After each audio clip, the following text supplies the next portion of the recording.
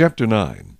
When these things were done, the leaders came to me, saying, The people of Israel and the priests and the Levites have not separated themselves from the peoples of the lands, with respect to the abominations of the Canaanites, the Hittites, the Perizzites, the Jebusites, the Ammonites, the Moabites, the Egyptians, and the Amorites. For they have taken some of their daughters as wives for themselves and their sons, so that the holy seed is mixed with the peoples of those lands.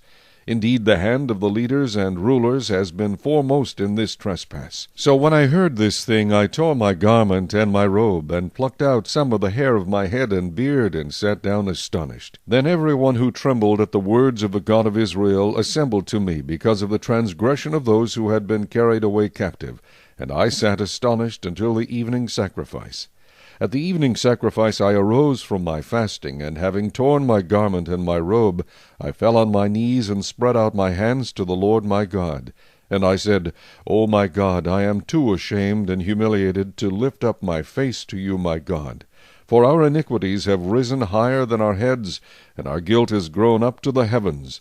Since the days of our fathers, to this day we have been very guilty, and for our iniquities we, our kings, and our priests have been delivered into the hand of the kings of the lands, to the sword, to captivity, to plunder, and to humiliation, as it is this day. And now for a little while grace has been shown from the Lord our God, to leave us a remnant to escape, and to give us a peg in his holy place, that our God may enlighten our eyes, and give us a measure of revival in our bondage.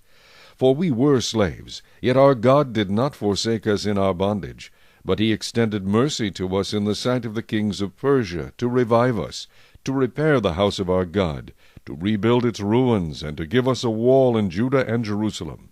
And now, O our God, what shall we say after this? For we have forsaken your commandments, which you commanded by your servants the prophets, saying, The land which you are entering to possess is an unclean land, with the uncleanness of the peoples of the lands, with their abominations which have filled it from one end to another with their impurity. Now therefore do not give your daughters as wives for their sons, nor take their daughters to your sons, and never seek their peace or prosperity, that you may be strong and eat the good of the land, and leave it as an inheritance to your children forever.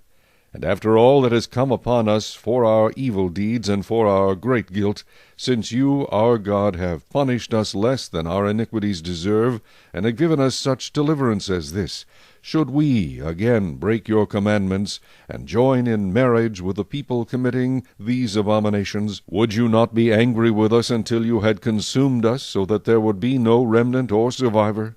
O Lord God of Israel, you are righteous, for we are left as a remnant, as it is this day. Here we are before you in our guilt, though no one can stand before you because of this.